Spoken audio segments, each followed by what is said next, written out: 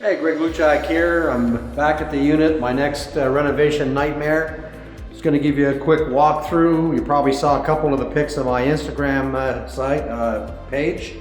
But we're going to be replacing these countertops, painting the unit out. We're going to be fixing all the water damage.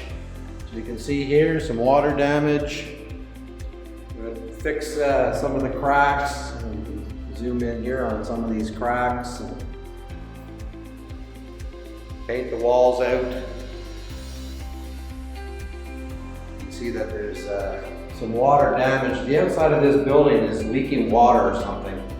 There's water damage on the walls. We're going to be fixing that. Painting the unit out. Okay, I thought I'd show you this. I started prepping the walls at this next nightmare renovation.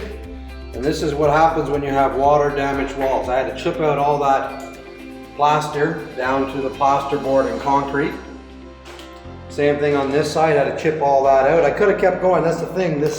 These type of jobs can end up to be a nightmare because you never know where it's going to end.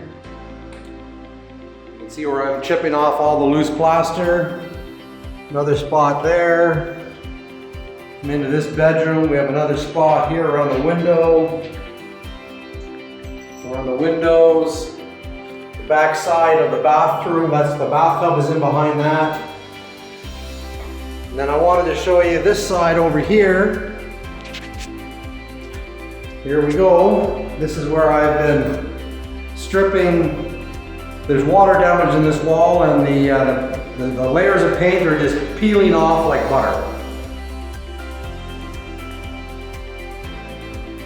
Here, I'm actually going to show you just how easy this is.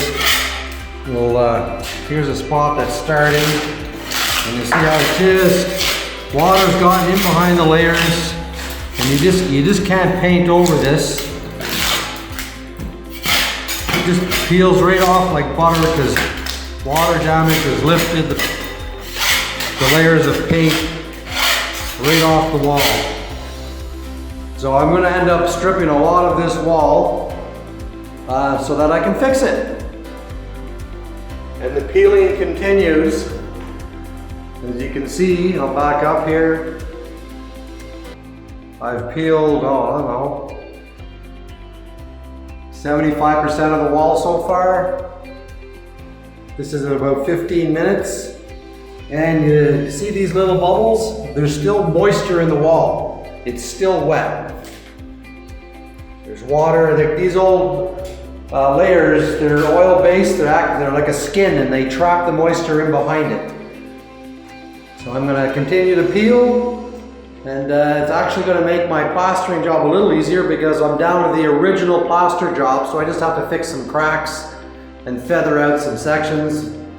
I'm going to see if I can't strip out a little bit more because it's still coming off fairly easy.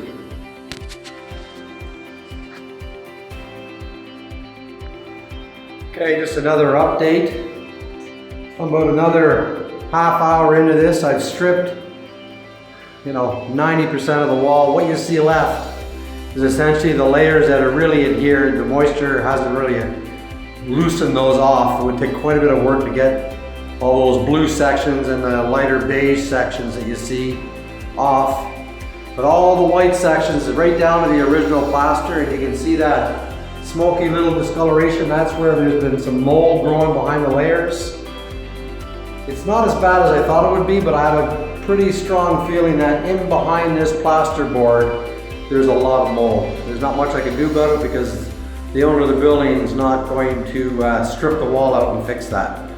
We're going to plaster this out, and at some point in the future, they're going to end up having to remove this wall.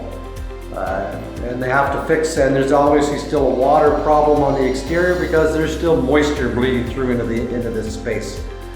Anyway, there's a good look at the stripping that I did. Now I'm going to plaster that. That's the worst wall in the unit. But when I'm done, it's going to look like new. You have a great day. My name is Greg Luchak, and you keep crushing it.